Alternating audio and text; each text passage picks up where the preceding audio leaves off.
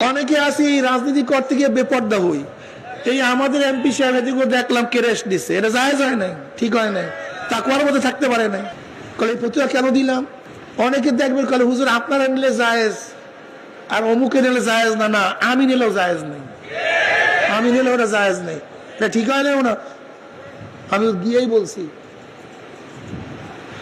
যেরকম ইউনুস সাহেবের সাথে বলছে অনেকে আমরা শর্ত দিছি ওখানে মহিলা থাকতে পারবে না, তিনি দেখা করে নাই।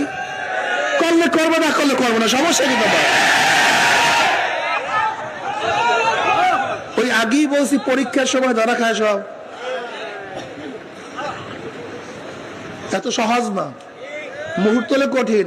আমাদের আব্দুল্লাহ সাহেব, পীর সাহেব খুলনা, দেখলাম মহিলার সাথে সাক্ষাৎকার দেয়।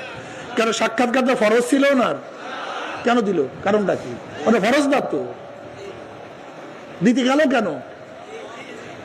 এগুলি তো এই সমস্ত দজ্জাল বাহিনীরা ফতুয়াবাড়ি করে, দেখো তোমরাও করো এই কাজ। এটা করবে কেন? কারণটা কি? এটা কি ফরজ? এটা কি ওয়াজিব? এটা করবেন কেন? থাকলে থাকলাম, না থাকলে না থাকলাম। সাক্ষাৎকার দিকে ফরজ, টকশু করে এবার ফরজ। যদি ফরজ হতো শূন্য বন্ধ করা, এটা কি জরুরাত? আর জরুরত তুমি মাহজুরাত। জরুরাত হইতো সেটা ভিন্ন কথা। জরুরত হইলে আমাকে আমার একজন মহিলা অপারেশন করতে পারে না, যেমন ধরেন আমার একটা অপারেশন, যেটা মহিলা ছাড়া কেউ নেই, তাহলে আমি তার সাথে উলঙ্গ হইতে পারি না? এটা জরুরত।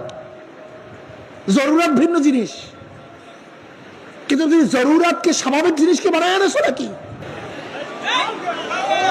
জরুরত ভিন্ন জিনিস, জরুরতকে তোমরা স্বাভাবিক বানায় না। জরুরত তো জরুরত, ইস্তেকামতে থাকতে হবে, দৃঢ়তার উপরে থাকতে হবে। যারা বলেন যে হুজুর আপনারা করলে হালাল, আমরা করলে হারাম, না, আমরা করলেও হারাম, তুমি করলেও হারাম, আমি করলেও হারাম, তুমি করলেও হারাম। হারাম কোনোদিন হালাল হয় না, আর হালাল কোনোদিন হারাম হয় না।